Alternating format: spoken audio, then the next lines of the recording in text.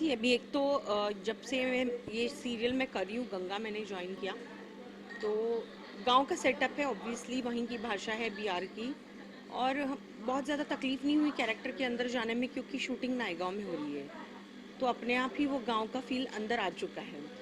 तो अभी इस सीक्वेंस में तो ऐसा था कि गांव वाले न्याय मांगने आते हैं वगैरह वगैरह। तो ये शहर से बहुत दूर की बातें हैं, लेकिन चूंकि हम गांव में पहुंच चुके हैं शूटिंग के लिए नायगांव में, तो मेंटली हम लोग वाकई में गांव वाले हो गए। तो जब गांव वाले लोग हमसे न्याय मांगने आते हैं, तो मुझे पता होता है कि मेरा बेटा प्रताप, मैं और वो, हम लोग हैंड्स इन द ग्लव, और हम लोग जो करते रहते हैं एक दूसरे को हमको पता होता है कि क्या हो रहा है।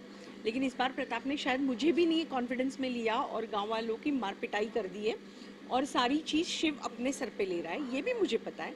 लेकिन अभी तक जो भी चीज़ें हो रही है वो मैं ऑब्वियस नहीं होने देना चाहती एज सावित्री देवी, क्योंकि मैं हमेशा नाटक करती रहती हूँ कि शिव तो मुझे जान से प्यारा है, और गांव वालों के सामने भी यही नाटक करती रहती हूँ। तो जितना भी अंदर से नेगेटिव, ग्रे भी नहीं कहूँगी, नेगेटिव क्यों ना हो, सावित्री देवी को सबके सामने तो यही दिखाना है कि वो शिव से कितना प्यार करती है।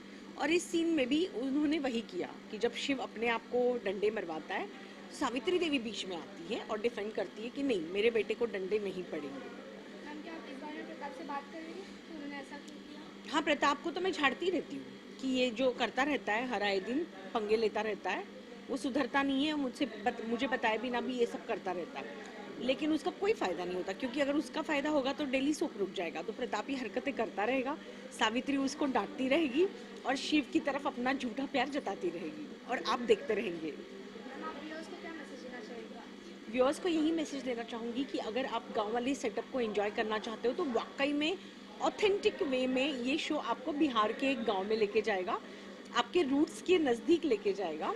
और शिव और गंगा की जो अभी धीरे धीरे जो केमिस्ट्री बन रही है वो भी देखने लायक है। और पूरी फैमिली, मुझे लगता है जो नई कास्टिंग हुई है बहुत ही अच्छी हुई है, हर कोई अपना काम बहुत अच्छे से कर रहा है।